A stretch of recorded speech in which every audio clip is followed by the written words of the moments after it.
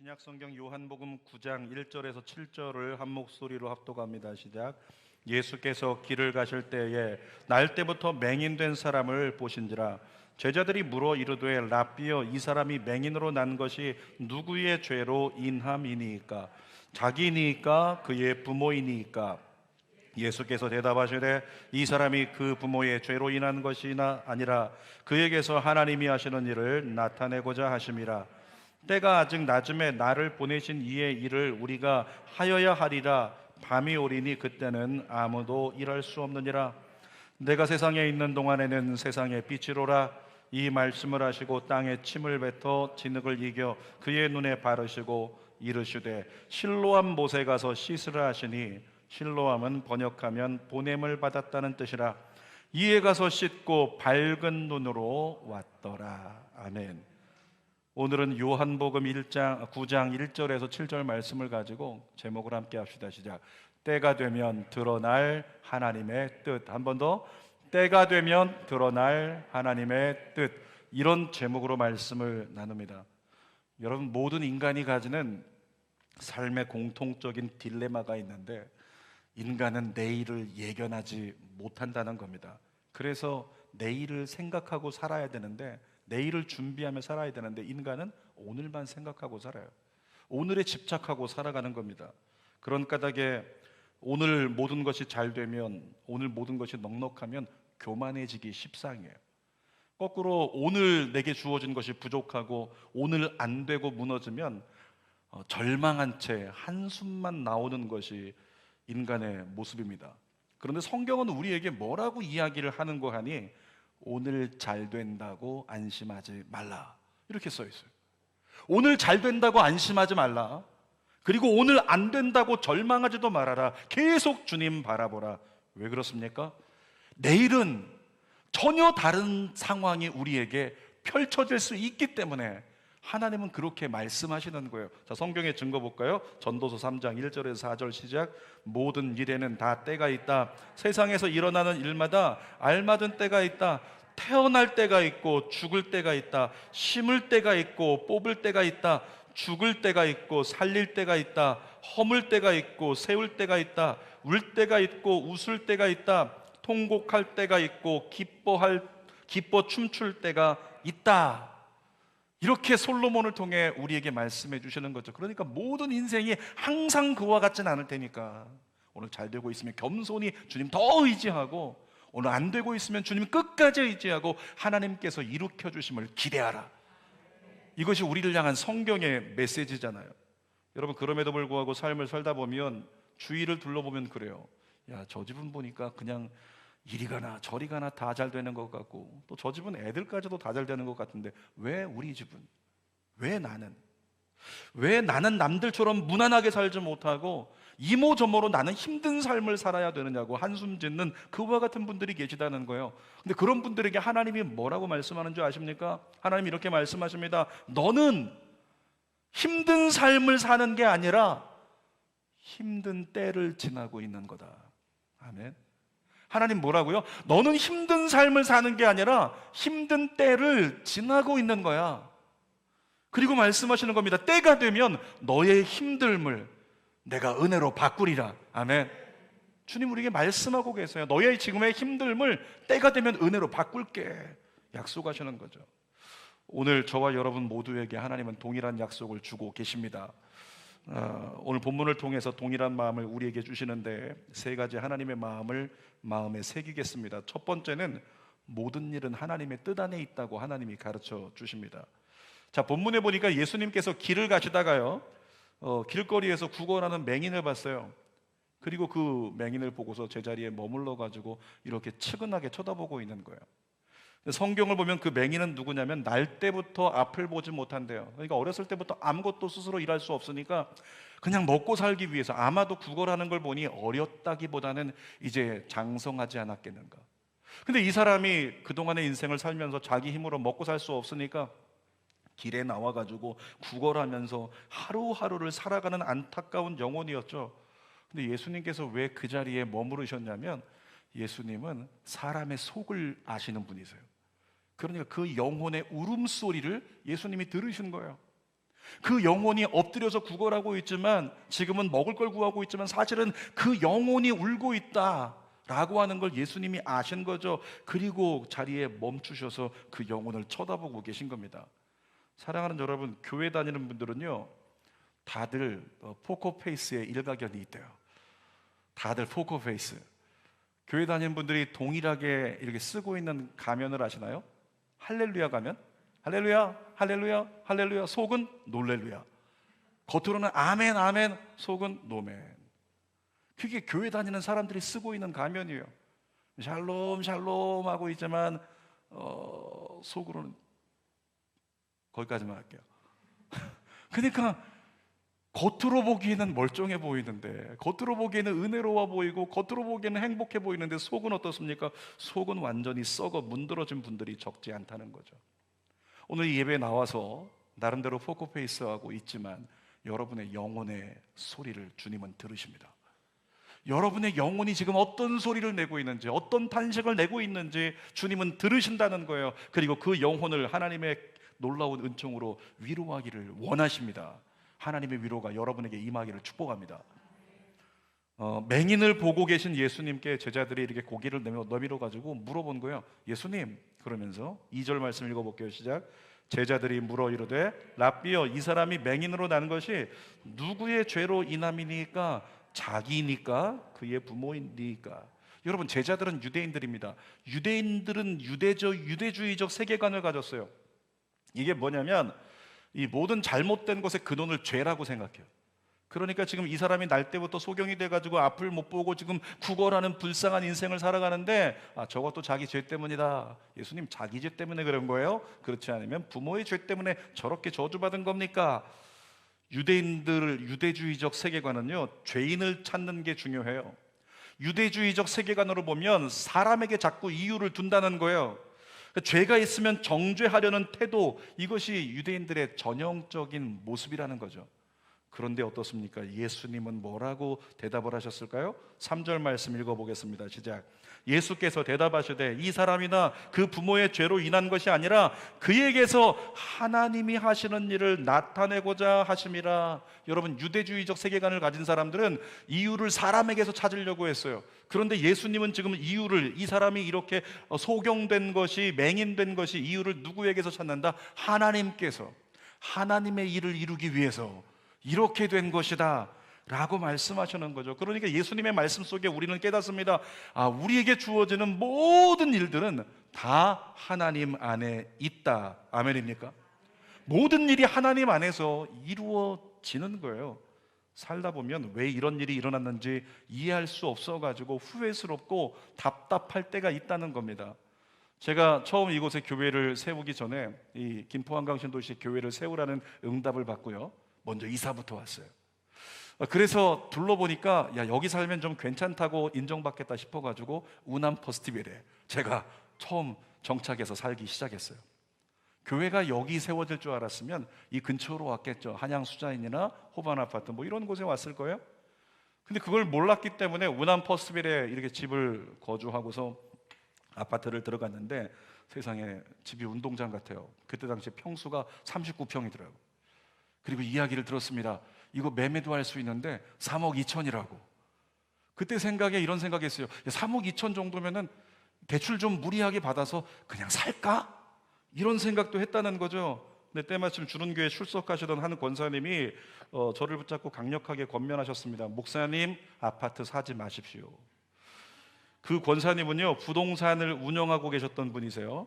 그 권사님이 정말 단언해서 말씀하셨습니다. 그때는 그가 정말 세례 요한 같은 복음의 사람인 줄 알았어요. 목사님, 이 김포는 절대 집값이 오르지 않을 거예요. 김포는 집값이 헐값이 될 겁니다. 리액션 좋네요. 그러면서 권사님 말씀하시기로 나중에 이 김포는 집값이 다 헐값이 될 거니까 지금 살 필요 없이 나중에 바닥으로 뚝뚝 떨어질 때 그때 그냥 주워 가시면 된다고.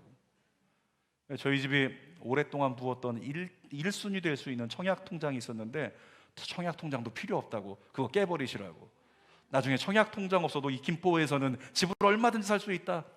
그래서 마침 생활비도 좀 빠듯빠듯 해가지고 청약통장을 깨버렸어요. 그리고 다 써버렸습니다. 불쌍해서 그런 거예요? 아니면 이 바보 같은 거 그런 거예요? 그런데 그로부터 9년이 지난 지금 어떻게 됐습니까? 제가 살던 운암 퍼스트빌 39평형이요. 어제 제가 조사해 보니까 7억 2천이에요. 그때 3억 2천. 네, 4억! 4억이 한 번의 선택의 잘못으로 말미암아 제 것이 아닌 것이 되어버린 그런 상황이 됐죠. 아파트 값이 천정부지로 오르던 어느 날 제가 솔직히 말해서 한 3일 정도 막 배가 아팠어요. 배가 아프면서 그 권사님 떠올리면서 막 원망하고, 그 권사님이 예수제비로 그 권사님 그렇게 원망하면서 마음을 두드리면서 그렇게 지냈단 말이죠. 야, 그때 샀어야 되는데 왜 하나님은 그분을 보내셔가지고, 그런 생각. 근데 여러분, 원망할 필요가 뭐가 있어요?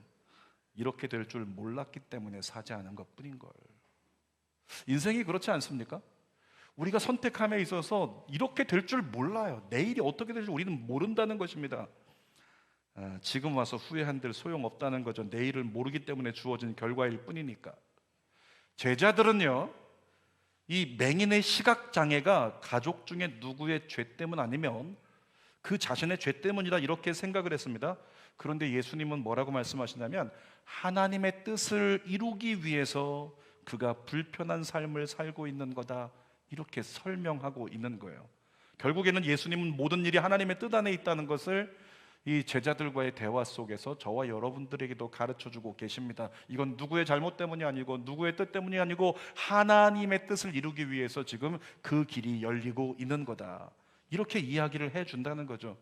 제가 집값 때문에 언젠가 그런 얘기를 한번 했더니 어떤 성도님께서 그런 얘기 하시더라고요. 목사님, 그래도 저는 괜찮다고 봅니다. 목사님이 집이 없으시니까 이 가운데 집 없는 성도들의 지금의 아픔을 공감할 수 있죠. 염장을 지르는 거예요. 지는 집이 있으면서. 때로 교회 생활하다가 열심히 신앙생활하던 성도가 타당하지 않은 이유로 교회를 옮길 때 마음이 아팠습니다. 답답했습니다. 그런데 다 지나고 보니까 그 성도를 향해서도 하나님의 뜻이었고, 주는 교회를 향해서도 하나님의 뜻이었구나, 이것을 깨닫게 되더라고요. 그래서 모든 것이 하나님의 뜻 안에서 이루어지니 그리스도인은 모든 것에 대하여 백전노장처럼 대응할 필요가 있다. 여러분, 백전노장처럼 반응하는 여러분 되기를 바랍니다. 그게 뭔데요? 어떤 일이 벌어졌어요. 어떤 일이 생겼습니다. 어떤 놀랄만한 일들이 일어나요. 그때 백전노장은 요동하지 않고 서두르지 않고 이렇게 얘기하는 겁니다. 따라합시다. 다 뜻이 있을 거야. 좀 노장처럼 한번 해봐요. 다 뜻이 있을 거야. 아멘. 여러분의 남편, 그 인간이 그런 거요. 다 뜻이 있을 거야. 우리 집 아이들이 그런 거 다 뜻이 있을 거야. 지금 내가 현실적으로 누리고 있는 어려운 환경적인 상황, 그조차도 뭐라고요? 다 뜻이 있을 거야 라고 하는 거죠. 과거에도 제가 얘기했지만 저희 선배 중에서 아들을 낳았어요. 3년 동안 기도했습니다. 주님, 아이를 주세요. 늦지막히 결혼했으니까 빨리 아이를 갖고 싶은데 그러고 보니까 우리 정궁호 전사님이 결혼을 사실은 올해 하려고 하다가 아파가지고 못하고 이제 내년 봄쯤 하게 될 것 같은데, 그런 얘기 하더라고요. 흘러가면서 우리 여자친구님만 허락하시면 5은 낳고 싶습니다, 이런 얘기를 해요. 근데 그렇게 낳으려면 이제 나이가 좀 차기 시작하니까 빨리빨리, 그러니까 아이가 빨리 생겼으면 좋겠잖아요. 늦게 결혼한 저희 선배 부부가 하나님, 아이를 빨리 주세요, 빨리 기도했는데 3년 동안 애가 생기지 않아요. 그 3년이 지나는 어느 날 너무 다급해져가지고 뭐라고 기도했냐면, 하나님, 어떤 아이라도 좋으니까 하나님 아이를 좀 주세요. 어떤 아이든지 상관없으니까 주님, 아이를 주시기만 하면 잘 키울 테니까. 여러분, 기도할 때 조심하세요. 여러분들 중에서 혹시 아이를 낳기를 원하는 분이 혹시 계시거나, 여러분의 자녀들이 나중에 시집장가 가서 아이를 낳을 때 기도 조심해야 돼요. 어떤 아이라도 상관이 없으니까라고 기도했던 그 가정에 3년 만에 아들이 생겼는데요, 나중에 낳고 나서 6개월쯤 됐을 때 판정이 나왔어요. 뇌성마비라고. 그 판정을 받고 너무너무 힘들어했어요. 너무너무 힘들어가지고 어쩔 줄 몰라서 하루하루를 지내다가 부부가 생각합니다. 우리는 도저히 이 아이를 키울 수 없어. 그래서 이 아이를 기관에 맡기고 양육을 포기하자, 이렇게 마음을 먹었어요. 근데 그리스도인이잖아요. 마음에 찔리죠. 마음에 부딪히는 가책이 있습니다. 그 가책을 떨어버리기 위해서 뭐 했냐면 기도원 가서 3일 동안 기도했어요. 3일 동안 하나님, 이 아이를 하나님 앞에 내려놓습니다. 하나님, 이 아이를 키울 수가 없습니다. 주님, 용서하여 주옵소서. 그리고 이 아이를 잘 길러주세요, 주님. 그렇게 3일 동안 기도하는데 3일째 하나님의 응답의 음성이 들렸습니다. 하나님이 말씀하신 거죠. 내가 미안하다. 내가 이 아이를, 이 불편한 아이를 어느 가정에 맡길까를 고민하며 내가 너희들을 바라보던 중에 너희 부부가 손을 모아서 어떤 아이라도 좋으니 주님 주시기만 하면 잘 키울게요. 그 기도를 듣고 내가 너무 마음이 감동해서 이 불편한 아이 사명적으로 보내야 되는데 너희 가정에 보낸 거다. 근데 그것이 너희 가정에 이렇게 힘들고 이렇게 큰 아픔이 될 줄 몰랐구나. 내가 미안하다. 이런 하나님의 응답을 들었어요. 그 응답을 듣고 나서 부부가 펑펑 울면서 하나님 앞에 하나님의 뜻을 저희가 제대로 알지 못했습니다라고 고백하면서 예배가 끝나고 3일 기도가 끝날 때 생각과 모든 것이 바뀌어 버렸습니다. 이전에는 왜 이런 아이가 내 아이야 이렇게 생각을 했었어요. 근데 어떻게 바뀌었냐면 하나님이 약한 아이를 내게 맡겨주셨구나. 하나님이 약한 아이를 내게 맡겨주셨구나. 이렇게 생각이 바뀌었죠. 그 선배 부부가요, 가는 곳마다 만나는 사람들에게 간증을 합니다. 우리 아들은 사실은 우리 아들이 아니라 하나님의 아들이었습니다. 인정하십니까? 여러분의 집에 키우고 있는 자녀들이요, 내 아들이 아니라 내 딸이 아니라 누구라고요? 하나님의 자녀라. 그렇게 생각을 하니까 하나님이 내게 맡겨주신 이 아이 최선을 다해서 섬겨봐야 되겠다라고 그 아이를 더 잘 섬겨서 잘 키우기 위해 이 아이를 케어할 수 있는 미국으로 가야 되겠다. 그래서 미국으로 이민 가서 지금 열심히 잘 아이를 양육하면서 살아가고 있어요. 사랑하는 여러분, 모든 일은 하나님의 뜻 안에 있음을 기억하고 하나님께 이유를 두십시오. 누구 때문도 아니고 하나님 때문입니다. 다 뜻이 있겠지. 하나님의 뜻 안에 있습니다. 자, 두 번째로 보니까 하나님 우리에게 말씀하십니다. 연약함도 사명으로 사용하신다. 이런 마음을 주세요. 하나님은 예수님을 만난 맹인의 인생을 사용하시려고 그가 태어나기 전부터 준비하신 거예요. 다시 말하면 지금 본문에 나오는 이 맹인은요, 예수님을 통해서 눈을 치료받고 하나님의 영광을 드러내기 위해서 준비된 사명자였다는 거죠. 자, 성경 봅시다. 예레미야 1장 5절 말씀 읽어볼게요. 시작. 내가 너를 모태에 짓기 전에 너를 알았고 내가 배에서 나오기 전에 너를 성별하였고 너를 여러 나라의 선지자로 세웠노라. 여러분, 예레미야를 향한 말씀이에요. 예레미야가 뱃속에 아이로 착상되기 전부터 예레미야를 알고 계셨대요. 예레미야를 보내셨다는 거예요. 준비하셨다는 거죠. 그리고 그를 선지자로 주님이 구별하셨다는 거예요. 그러니까 이 자리에 있는 우리 모두가 다 이 세상에 보냄받을 때 어머니 뱃속에 착상되기 전부터 주님은 여러분을 알고 계셨다는 거예요. 여러분을 이 땅 가운데 보내기로 준비하셨다는 거죠. 그리고 여러분 각자에게 주신 하나님의 사명이 다 주어져 있다는 겁니다. 그 말씀을 하시는 거예요. 그런데 우리는 거기까지 생각하지 못합니다. 그저 눈에 보이는 것과 오늘 내게 주어진 현실만을 생각해요. 그러니까 오늘 내게 주어진 현실이 내 마음에 썩 들지 않으면 그것 때문에 원망하고 답답해하며 그렇게 사는 거죠. 태어나서 보니까 우리 가문이 좋지 않아요. 가정이 좋지 않습니다. 그러니까 가정이나 가문을 원망합니다. 부모님 보니까 마음에 들지 않습니다. 부모님을 원망합니다. 살고 있는 나라와 정치 지도자들을 원망합니다. 그러면서 왜 나는 더 좋은 나라, 더 좋은 가문, 더 좋은 가정에서 태어나지 못했을까? 그렇게 신세를 한탄한다는 거죠. 근데 성경은 뭐라고 얘기하고 있습니까? 우리가 태어나기 전부터 우리의 길과 우리의 인생과 모든 걸 하나님이 예정하셨다는 거예요. 준비하셨다는 거죠. 하나님의 영광을 위해 쓰임받도록 사명적으로 그렇게 개입하고 계셨다는 거예요. 여러분의 이 땅의 보냄을 위해서. 아멘입니까?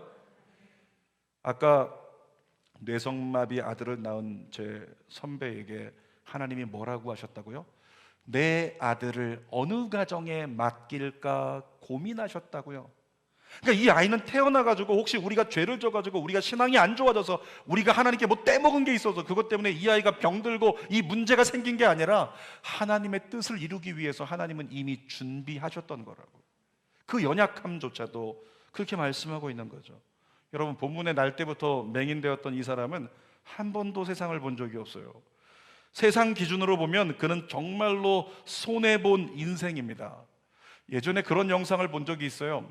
어떤 사람이 생맹이어가지고, 생맹은 색깔을 두 가지 정도밖에 구분하지 못하잖아요. 근데 생맹으로 그냥 성인이 될 때까지 살았던 이 남자에게 온 가족이 생일을 맞아가지고 선물을 준비해요. 생맹 교정 안경이 나온 거예요. 자동차 값만큼 비쌌는데 그 안경을 사가지고 눈 감으라고 하고 정원으로 끌고 나와서 안경을 딱 씌워줘요. 그리고 눈을 가렸던 것을 치우면서 자, 이제 눈을 뜨세요 그랬더니 이 남자가 눈을 딱 떴어요. 뜨자마자 경직돼가지고 움직이지도 못하고 그냥 천천히 사방을 둘러보는 거죠. 사방을 둘러보더니 갑자기 손으로 머리를 감싸안더니 막 울기 시작해요. 울면서 생각한 거예요.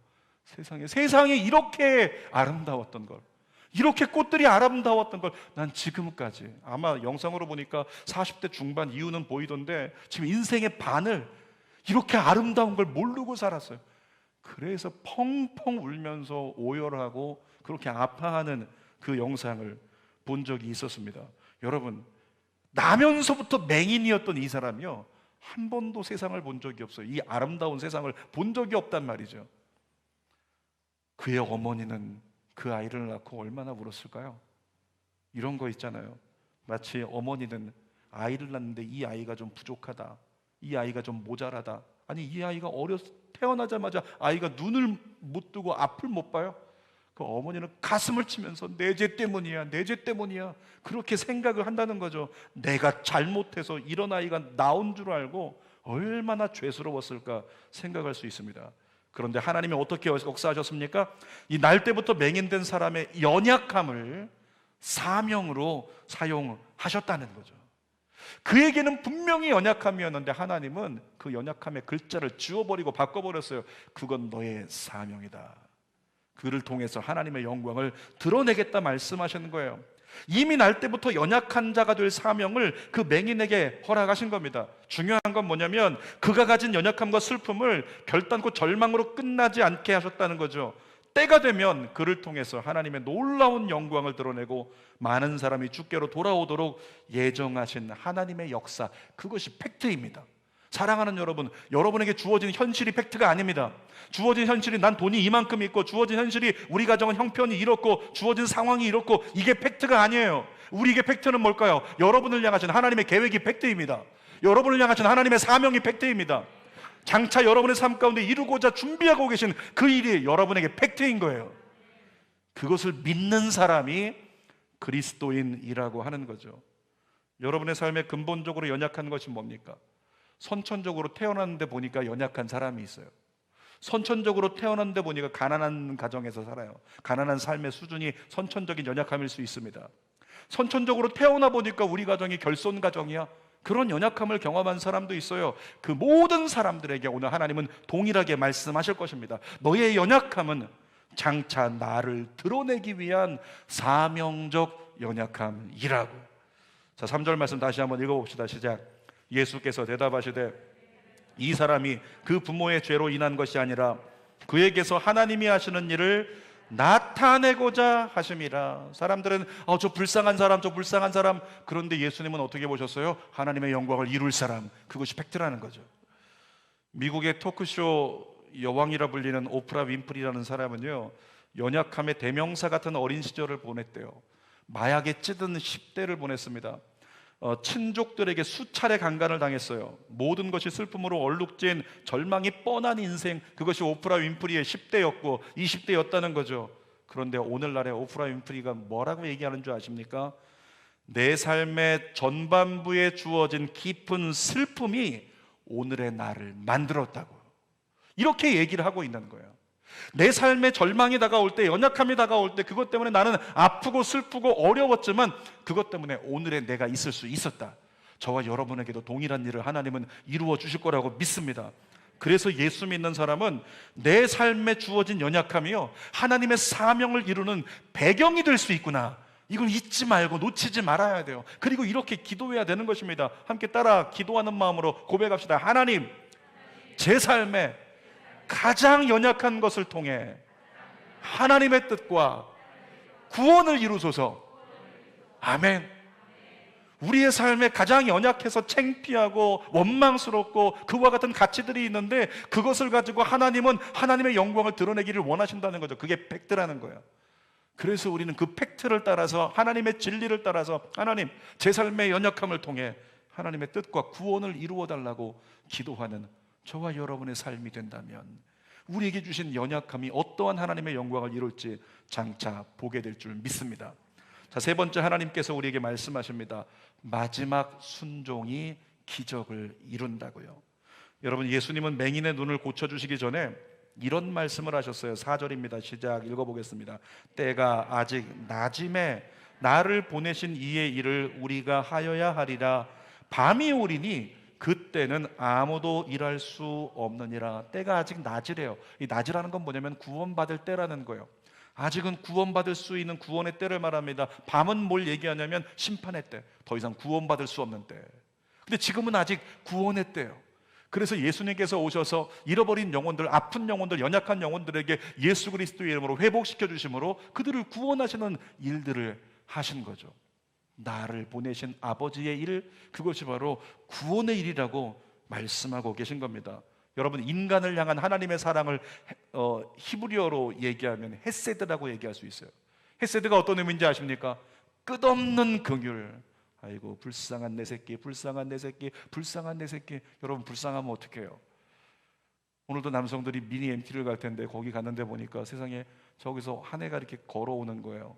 야옹, 야옹. 그리고 한 애가 걸어오는 거죠. 걸어올 때 어떻게 생각합니까? 누군가는 저리 가! 이렇게 하는 사람이 있지만, 누군가는 아유, 불쌍한 거, 밥은 먹고 다니니?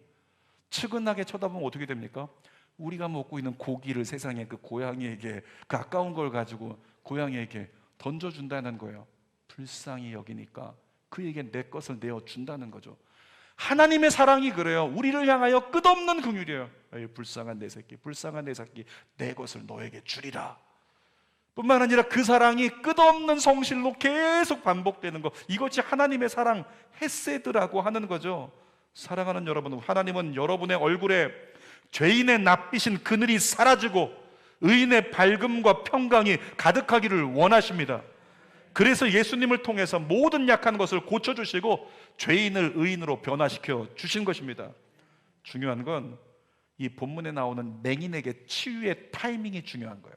언제 치유가 일어나는가, 그 타이밍이 중요하다는 거죠. 자, 예수님께서 보셨어요. 이 맹인 불쌍하네. 그 맹인은 그 자리에서 낫게 할 수도 있었어요. 근데 성경에 보니까 예수님은 그 자리에서 낫게 하지 않으셨습니다. 6절 말씀 한번 읽어봅시다. 시작. 이 말씀을 하시고 땅에 침을 뱉어 진흙을 이겨 그의 눈에 바르시고, 6절에서 원래는 그의 눈에 바르시고 그가 나았다 이러면 얼마나 좋아요. 그러지 않았어요. 7절이 이어집니다. 시작. 이르시되 실로암 못에 가서 씻으라 하시니, 실로함은 번역하면 보냄을 받았다는 뜻이라, 이에 가서 씻고 밝은 눈으로 왔더라. 사랑하는 여러분, 제가 여러분들에게요, 만약에 이 자리에 긴급하게 응답이 필요한 사람이 있는데 예배 후에 제가 기도해 드리는 겁니다. 기도해 드리면서 하나님께서 응답하셨습니다. 하나님께서 응답하셨습니다. 그 응답이 완성되려면 지금 가서 1000번째 기도하십시오. 이렇게 얘기한다면 얼마나 황당하겠어요. 아니, 1000일을 기다리라고 3년이 넘게? 이런 생각하지 않겠습니까? 그 자리에서 치료하셔도 되는데 굳이 이 맹인이어서 불편한데 이 사람을 실로암 못까지 가가지고 그 진흙 이겨 묻힌 거 그거 닦으라고? 왜 굳이 그렇게까지 하셔야 되지? 의문을 가질 수 있잖아요. 그런데 예수님께서 원하셨던 것이 있으시죠. 우리에게 주시고자 하는 메시지 때문에 그래요. 예수님께서 마지막까지 주어진 순종을 통해서 기적을 이루기로 결정하신 겁니다. 모든 사람에게 마지막까지 순종하는 자가 기적을 보게 될 거야, 이와 같은 말씀을 주시려고 그렇게 하셨다는 거죠. 여러분, 때때로 신앙생활하다가 내 생각과 다른 일들이 부담스럽게 요구될 때가 있습니다. 제가 아까 광고 드렸죠. 이제 돌아오는 토요일부터 4시, 5시 저 구례동에서 피켓 들고 전도하리라. 이 얘기를 딱 듣는데 듣는 우리 남성들 중에, 여성들 중에서 마음에 갑자기 찔림이 딱 다가오거나 부딪힘이 있어요? 하나님이 그를 부르신 줄 믿습니다. 왜 아닌 척해요? 무언가 하나님이 와, 그거 해야 되겠다, 이런 마음이 들었으면 집에 가기 전에 얘기하세요. 제가 하겠다고. 그런 마음이 들 때, 그런 광고를 들을 때 좀 불편하잖아요. 왜 그런 걸 목사님은 해가지고 지금 사람들이 어떻게 볼 거냐고, 그냥 나중에 주는 교회 성도들인 줄 알면 어쩔 거냐고, 온갖 생각 다 할 수 있겠죠. 여러분, 때로 신앙생활하다 내 생각과 다른 일들이 부담스럽게 요구될 수 있습니다. 큐티를 했어요. 큐티를 했는데 나 오늘은 정말 어떤 인간 가만두지 않을 거야 그랬는데 아침 큐티에 원수를 사랑하라 이런 거 나와버리면 주님 정신이 있으신 거냐고, 눈치가 있으신 거냐고, 그러면서 좀 불편하게 생각할 수 있는 것이 우리의 반응이란 것입니다. 또 기도 중에 하나님께서 어떤 감동을 허락하세요. 야, 주는 교회가 앞으로 건축한다고 하는데 갑자기 하나님 감동하셔서 내가 감당할 수 없는 어떤 감동을 주신다. 자, 목사님이 설교하시는데, 목사님이 권면하시는데 난 좀 부담스러운데 어떤 권면이 내게 던져진다. 사랑하는 여러분, 좀 부담스럽고 불편하더라도 죄 짓는 것이 아니라면 하나님의 말씀을 따를 수 있는 여러분 다 되기를 주님의 이름으로 축복합니다. 마지막까지 순종하는 자가 기적을 본다고요. 하나님은 성경의 역사를 보면 언제나 순종을 통해서 주님의 뜻을 이루어 가셨어요. 잘 들으세요. 여기까지 나 순종했거든요, 이렇게 얘기하지 말고 마지막 순간까지 순종하십시오. 마지막 순간까지. 여기까지 할 만큼 해봤다라고 얘기하지 말고 마지막 순간까지 주의 뜻에 순종할 수 있는 저와 여러분들이 된다면 하나님이 드러내시는 크고 놀라운 은혜와 간증을 통해 영적 거장으로 마지막 때 쓰임받는 여러분이 될 것이라고 믿습니다. 설교 결론입니다. 제목이 뭐였습니까? 때가 되면 드러날 하나님의 뜻. 여러분, 오늘 여러분에게 주어진 현실과 상황을 여러분이 판단하지 않도록 주의하세요. 이건 좋은 일이야, 이건 나쁜 일이야, 이건 되는 일이야, 안 되는 일이야, 여러분이 판단하지 마세요. 그저 예수님만 바라보며 한 걸음 한 걸음 인도해 주시기를 구하는 믿음의 종들이 되십시오. 어떤 일이 내게 다가오든지, 하나님, 연약함이 다가왔습니다, 부족함이 다가왔습니다, 실패가 다가왔습니다, 절망이 다가왔습니다, 억울한 일이 터졌네요. 이 억울함이 하나님의 영광을 드러낼 수 있는, 주님의 뜻과 구원을 이룰 수 있는 도구로 쓰임받게 하여 주옵소서. 그가 그리스도인이에요. 그렇게 하나님께 기도하면서 우리 아이들 지금 다른 아이보다 키가 작은 것 같아요, 지혜가 적은 것 같아요. 하나님, 우리 아이가 늦지만 하나님의 뜻과 구원을 이루는 도구가 되게 하여 주시옵소서. 그렇게 기도하면서 주님만 바라보고 나가는 진정한 예배자, 진정한 그리스도인 여러분 모두 되시기를 주님의 이름으로 축원합니다. 기도하겠습니다. 살아계신 아버지 하나님, 그렇습니다. 때가 되면 드러날 하나님의 뜻이 있어요. 하나님, 재정적으로 힘들다고, 더 이상은 가정 안에 나랑 소통할 사람이 없어서 외롭다고, 어떤 것도 내 뜻대로 되는 것이 없는 것 같다고, 기도해도 안 되는 것 같다고, 그렇게 마음을 쓸어내리며 아파하고 답답해하는 그 모든 마음들이 있다면 오늘 그 마음에 하나님의 말씀의 영적 백신이 임하여 주시옵소서. 그리하여 때가 되면 드러날 하나님의 뜻이 있음을 깨닫고 모든 이유를 하나님께 두고 하나님의 뜻이 있겠지라고 여기며 주님 바라보고 다시 주님께 나아가는 일에 힘쓸 수 있는 믿음의 종들 다 될 수 있도록 은혜 베풀어 주시옵소서. 우리 모든 성도들에게 정말로 때가 되면 드러날 하나님의 뜻을 가지고 계심을 믿고 감사드리며 예수님의 이름으로 기도드립니다. 아멘. 우리 두 손을 가슴에 대고 내가 주어진 상황에 대해 판단하지 않고 내가 주인 되지 않고 내 삶에 하나님만 주인으로 모셔드리겠습니다. 이런 마음을 가지고 찬양하고 기도합시다.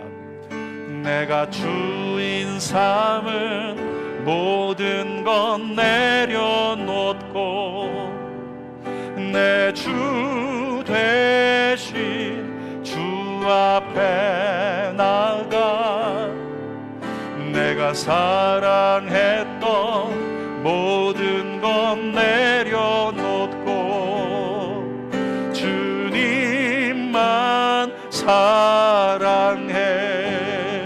내가 주인 삼은 모든 건 내려놓고 내 주 되신 주 앞에 내가 나를 사랑하고 나를 믿었던 것, 나를 사랑했던 모든 건 내려놓고 주님만 사랑해. 그 사랑은 하나님께 표현되어 드려져야 됩니다. 주 사랑 거친 풍랑에도 깊은 바다처럼 나를 잠잠케 해. 주 사랑 내 영혼의 반석, 그 사랑 위에 소리 더 큰 소리로 주 사랑 거친 풍랑에도 깊은 바다처럼 나를 잠잠케 해. 주 사랑 내 영혼의 반석, 그 사랑